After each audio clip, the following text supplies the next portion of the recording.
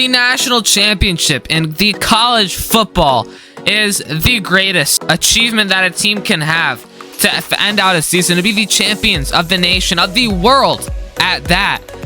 And this year, the two teams that made it to that incredible game were the Ohio State Buckeyes and the Notre Dame Fighting Irish. Today, I was going to wonder who would win this match if it happened in the NFL with the players in it today. Listen, are these teams evenly matched? No. But that is okay because I just did a simulation run and the Fighting Irish went off. Buckeyes have a little bit more star power and they are the people who won the national championship this year. Let's take a look at these rosters. So we'll start out with the Ohio State Buckeyes, who are being ran by the San Francisco 49ers because that is the closest jersey matchup. And as you can see, this offense is absolutely disgusting. Listen, Kyle Juszczyk should not be in there, but CJ Stroud is going to be their quarterback. They have an okay run game with Dobbins and Elliott, but look at this receiving game. They have Terry McLaurin, Chris Olave, Garrett Wilson, Jackson Smith and Jigba, Marvin Harrison Jr., and Noah Brown. I mean, this is disgusting. Also, with the offensive line, it's a little bit questionable in the middle there, but on the outside, you have Taylor Decker and Paris Johnson. Everything else kind of sucks, and in the run that I did with this, it did not go well for them. The tight end room is also horribly depleted. They have Jeremy Ruckert, Cade Stover, and Nick Vannett. That is not what you want, but this is still a disgusting offense in the passing game. Moving over to the defense, and this is where the real star power comes in, is we have Nick Bosa, Marshawn Lattimore, Denzel Ward, Cam Hayward, and Joey Bosa. Disgusting names. Also, they have 0 holes on this entire defense, where we're not going to see that with the other team because, by the way, if there was not somebody to fill that needed roster spot, then they did not make it, and we made them a 12 overall with literally 0 stats and everything, which we'll see here in a minute. But either way, this defensive line is disgusting. You have Mike Hall Jr., Nick Bosa, Cam Hayward, Chase Young, Sam Hubbard. This secondary is gross. You have Denzel Ward and Marshawn Lattimore. They do have Eli Apple. I just want to point that out. Linebackers are pretty good, and this is a disgusting roster. I did not have special teams in this, but it is in the actual game. And for their kicker, they have nobody. They literally have a 12 overall. They have the worst kicker in the history of the NFL, who cannot kick more than 20 yards. Their punter, on the other hand, is pretty good. It is the guy from the Steelers. But either way, that is going to be your Ohio State Buckeyes. And let's go ahead and look at our Fighting Irish. By the way, the Buckeyes came in at an 83 overall, 83 offense, and 85 defense. So here is the Fighting Irish. And these guys are going to be represented by the Los Angeles Rams because those are the closest jerseys. This team has its high spots with Kyle Hamilton and Harrison Smith and Julian Love at the safety room. Outside of that, it's kind of depleted. Your outside linebackers are pretty good with JOK and Drew Tranquill. So this is what happens when you don't have a single person to fill up that spot. You get a 12 overall with 0s in every single stat. Otherwise, linebackers kind of suck. Corners kind of suck. You have Cam Hart, Nick McLeod, Troy Pride, but that's everything. Isaiah Foskey, Tillery, and Smith all suck on the defensive line. But honestly, because the other side's offensive line is so bad, these guys often do get pressure. I don't know how it's possible that they do. And here is the offense. Yeah, so this isn't exactly what you would call good. Let's start off with the offensive line, though, which is literally incredible. Ronnie Stanley, Quentin Nelson, Jarrett Patterson, Zach Martin, Joe Alt. A disgusting room. They have 0 absolute weaknesses. Of course, Patterson is a little bit low overall, but he will be fine because you have Zach Martin, Quentin Nelson, Ronnie Stanley, 3 of the highest overalls in the game, and a young Joe Alt. Outside of that, though, we're not going to talk about quarterback yet. Tight end, you have Cole Kmet, Michael Mayer, Durham Smythe. It's a nice little group. It certainly is. Cole Kmet is one of my favorite tight ends in the league, but it's not incredible. It's definitely better than what Ohio State has. Running back is great. Kyron Williams stays on the Rams here, and he gets backed up by Audric Estime, who's definitely going to get some carries today. Receivers, they're quite questionable. You have Miles Boykin, Chase Claypool, Equanimeous St. Brown, Kevin Austin Jr., Ben Skowronek. Yeah, it's a little bit scary over here. He's not hurt in the game. They don't have a single great pass catcher, to be honest. And then we go to quarterback, where you have Sam Hartman, who the only reason I knew who he was is because he is a very handsome individual. But listen, I was playing with him around a little bit, and he played great. I'm not going to lie. In the game that I played, it was on All Pro, and it was against the Ohio State defense. He did, in fact, put up about 450 yards and 6 touchdowns. Special teams I did after I made this franchise, which I did last night. I had special teams when I logged on today. But their kicker is going to be Brandon Aubrey, the best kicker in the entirety of the NFL, which means they should have no problem. Their punter, however, is a 12 overall, and he cannot kick. I tried to kick a punt, and it went 20 yards, and then it bounced off of an offensive lineman's helmet, and then it got into the hands of the Fighting Irish. So this might work for them. But that is enough explaining to do, and now let's hop into the match. Also, we're going to have this be the Super Bowl, so we have the ring ceremony after, like it would be in the national championship. Without further ado, this game should hopefully be incredible. We're just going to watch, and let's go. Here we go. Listen, the graphics up here are going to be a little bit messed up with the players, but outside of that, I cannot wait to watch this game. There's some high play moments, especially with some of these gaps on each defense, and I think that this might be an incredible watch. All right, well, I guess we're just operating without a scoreboard today, which is perfectly fine. 2nd and 12 for Sam Hartman. He's looking to throw. He hits a check down, a one-handed catch from the tight end who's going to force his way forward. All right, here it comes. 3rd and 6 after a 6-yard gain. Sam Hartman's going to look to pass. Heavy blitz. It's going to be stopped just short. Almost caught. Baker stopped it from being more than what it was. Miles Boykin on the catch, and there's going to have to be a punt already. The only thing is they don't have a punter. All right, so here comes the alleged punt from Notre Dame. It is going to go up, and it is going to go about 5 yards, barely past the first down marker. All right, so here comes the first play on offense for the Ohio State Buckeyes. It's going to be a handoff up the middle. J.K. Dobbins takes it for the first and more, 13 yards on his first rush. 3rd and 9 for the Buckeyes right now. Stroud is going to motion out the running back. He's looking for something big here. It's a pass. He's looking, rolling out, big pressure. He's going to try and take it himself, and he's going to almost go distance. 4th and inches, a big rush from C.J. Stroud, barely brought down by Drew Tranquill. And now comes a decision for Ohio State. And the Ohio State offense is coming out here on 4th and inches. This is all or nothing. Once again, a motion out from the running back. A pass from Stroud. He looks to fire. Gets a wide open man over the middle. It's J.K. Dobbins, the running back. And that's a first down into the red zone.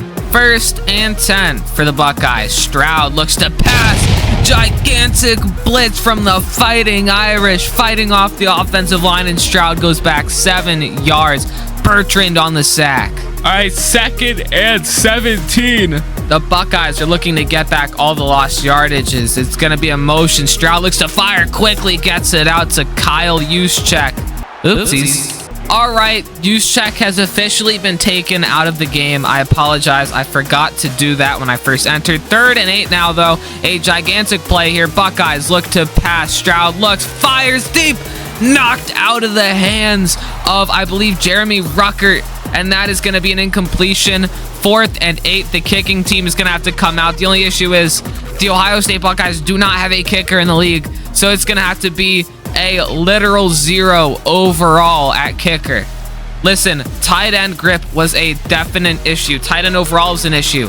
Let's just see if they can complete a kick as low as that, and they can. A layup. I believe that's actually a punter stepping in as kicker. Sam Hartman will take the field, looking to actually prove himself as a quarterback, as he's currently the 3rd quarterback on his own depth chart, being the Washington Commanders, where he was drafted. 2nd and 10 for the Fighting Irish here. A big incompletion as Hartman looks to throw. Extra blockers. He's got a man, Cole Kmet, wide open in the middle, and he brings them to the 50-yard line. A finally good play for the Fighting Irish. 1st and 10 after resetting the sticks. The Fighting Irish look to make another big play in the passing game. Hartman steps back. Big blitz. He hits a man. Finally finds one. I believe that's Miles Boykin.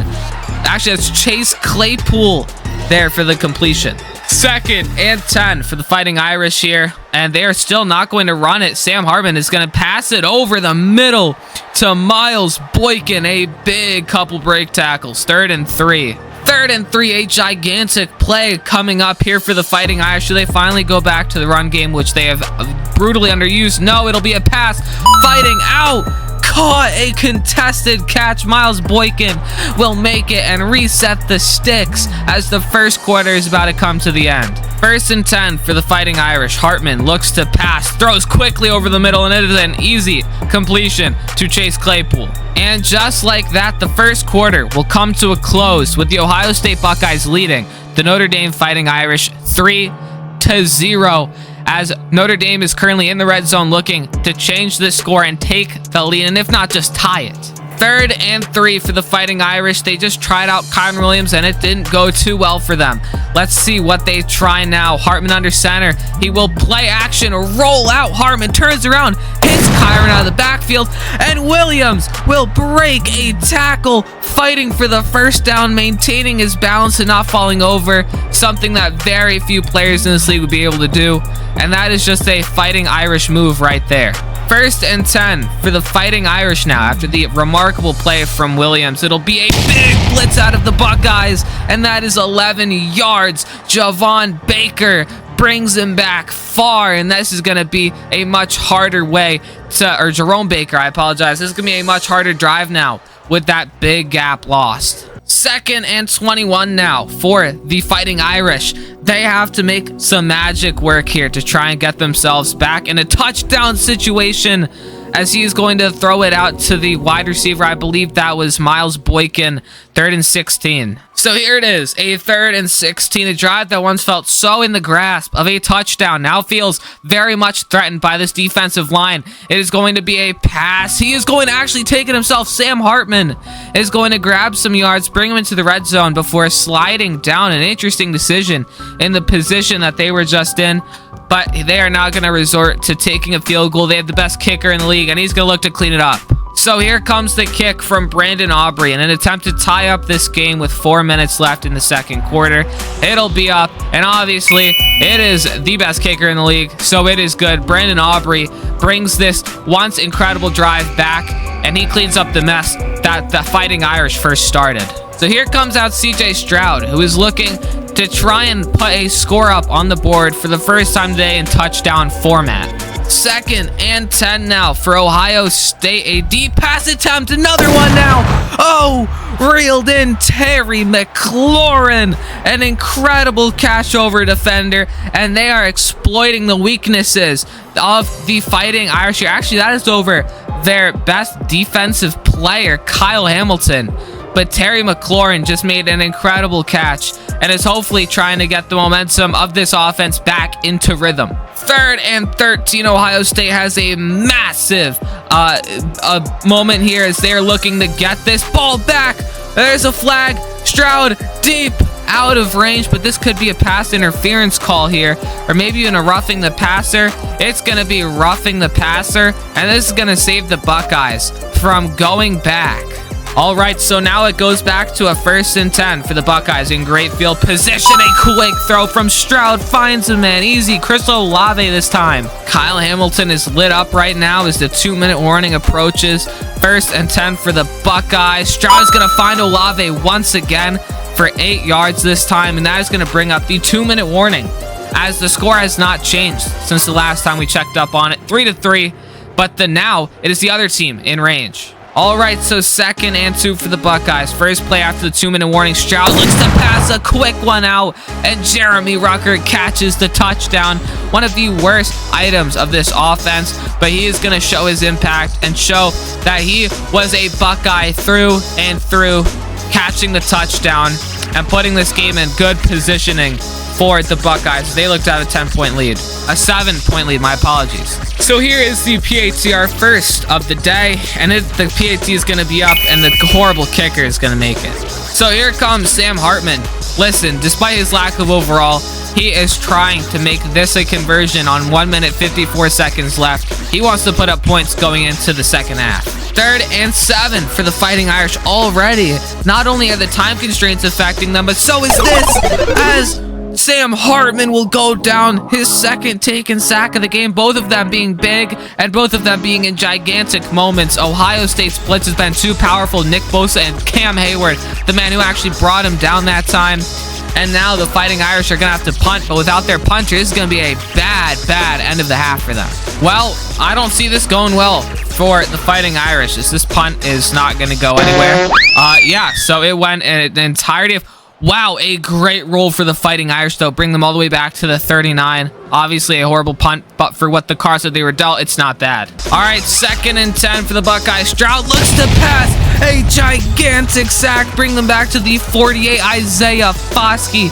I might have doubted him at the beginning of this video, but don't let me make that mistake again. A big block shed, and Stroud will go down and put them in horrible position, especially considering that their kicker can't make anything past the 30-yard line. 3rd and 19, and the Fighting Irish won't take a first down. Ohio State is just going to try and kill clock here as the Fighting Irish continue not to take their timeout. They're going to let the half end. All right, so that is going to end the first half. The Ohio State Buckeyes lead 3-10 to the Notre Dame Fighting Irish.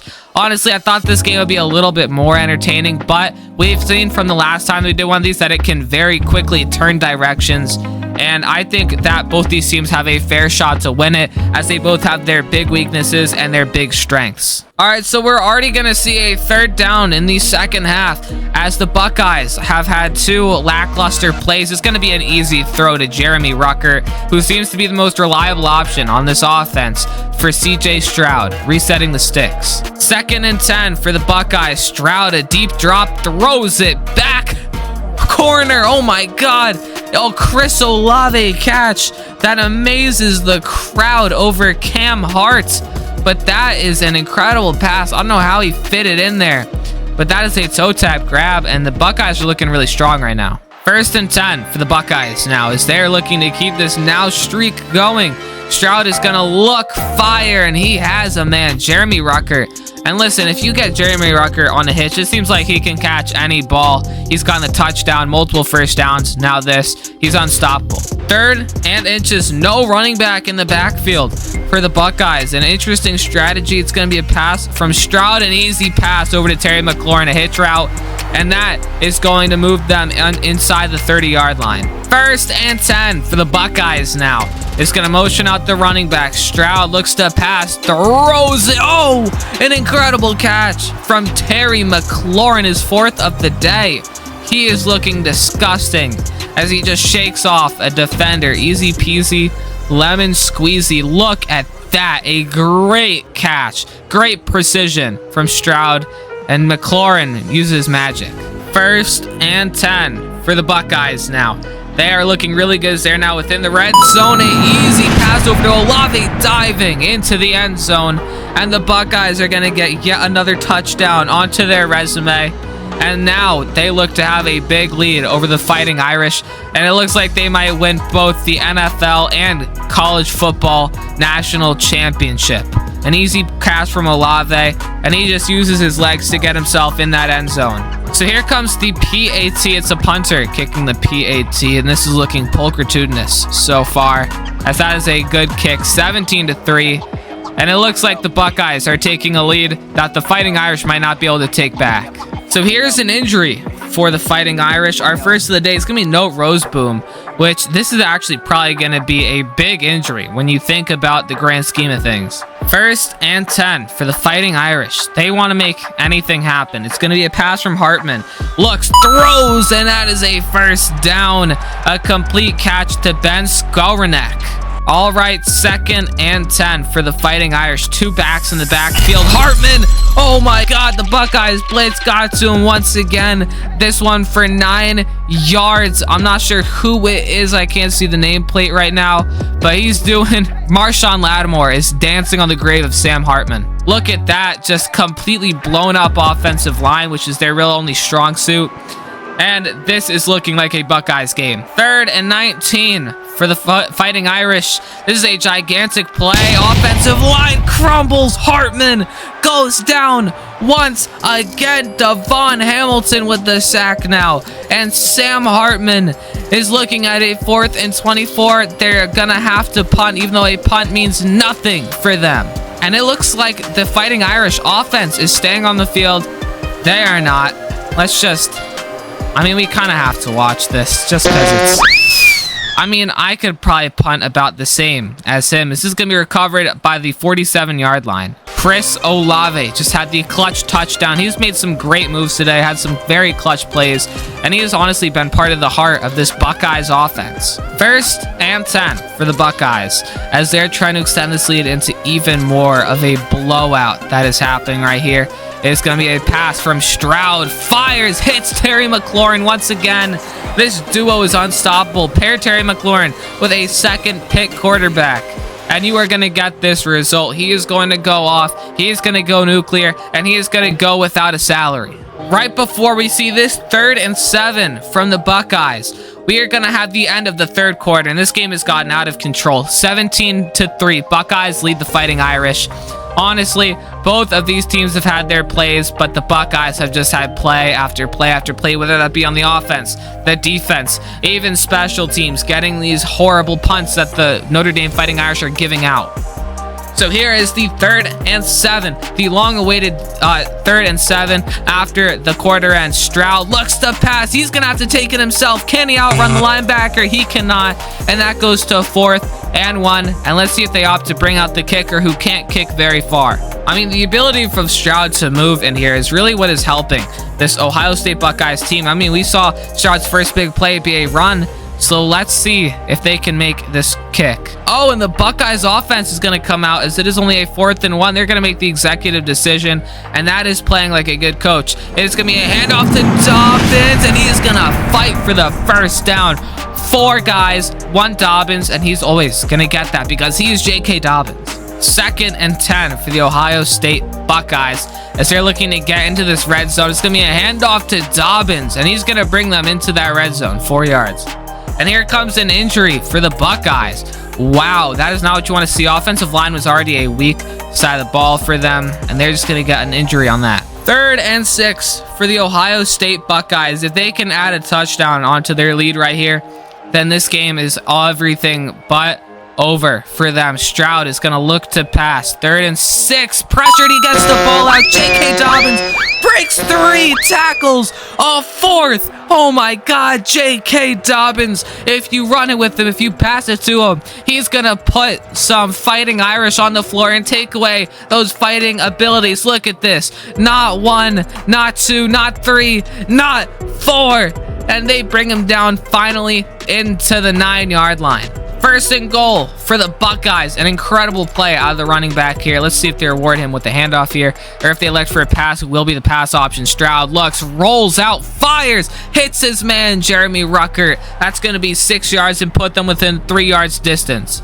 3rd and goal for the Ohio State Buckeyes here. It's going to be an easy pass from Stroud, bring it down to the 1. And what do they now choose to do? They have 1 yard to go. A kicker that can make this and make it a larger lead, or they can elect to go for it. J.K. Dobbins has been great. Jeremy Ruckert has been great. Your receivers have been great. What do they elect to do?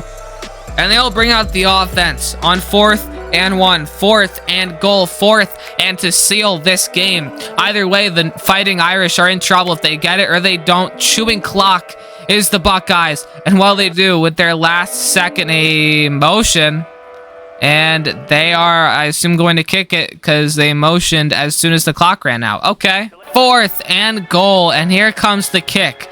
I mean, the kicker is a low overall, but even though he's a punter, he can still make this. This is a high school PAT for you. This is long. This is shorter than an actual PAT. So the Buckeyes will extend their lead to 20-3, and that pretty much will seal it up. 2:48 left, so we'll see if the Fighting Irish can do something spectacular here.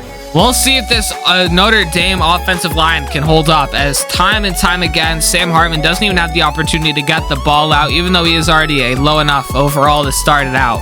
2nd and 6 for the Fighting Irish, as they're looking to just try and make something happen to make this game interesting. It is going to be a completed pass out to Chase Claypool, or Ben Skowronek. A great catch. 3rd and 10 for the Fighting Irish. Hartman has thrown the ball out twice. 2:02 left, as it is going to be a completion over the middle to, I believe, is that Miles Boykin? Or I believe that's actually Chase Claypool. First play after the 2-minute warning is a 4th and 1 for the Fighting Irish. This game is already out of their control, but at least they're going to get this, a big play. This time it is to Chase Claypool. I don't know who it was last time.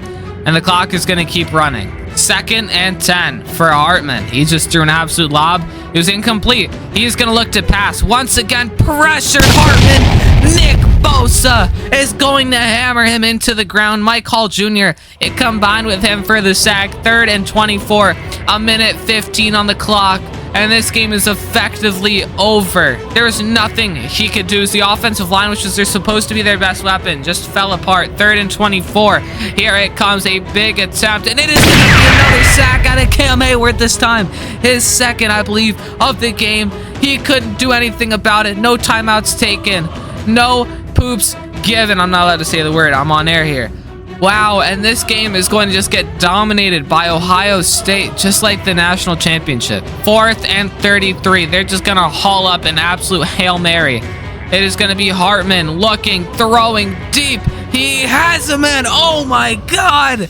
Catches it. I'm not even sure which person it was. I couldn't even see his jersey number, but that is a massive play. Timeout from the Fighting Irish. 30 seconds left for the Fighting Irish. 1st and 10 after an incredible play. Hartman looks to pass, rolls out, fires out of... Oh, he hits the sideline, actually. 9.5 yards on the play. 25 seconds left. 2nd and inches. It's definitely going to be a pass. Hartman looks, fires quickly out to the boundary, and making people miss is Miles Boykin. Who would have thought that he would have given the first touchdown for the Notre Dame Fighting Irish today?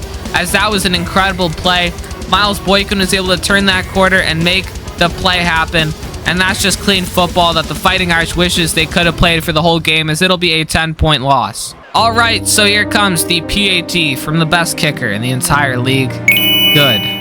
CJ Stroud has had a baller game today. He makes about any play that he has needed to, whether it be running the ball or throwing it, and he's been the reason the Buckeyes have been able to so easily dominate this game, and he's going to be out here to take the final knee.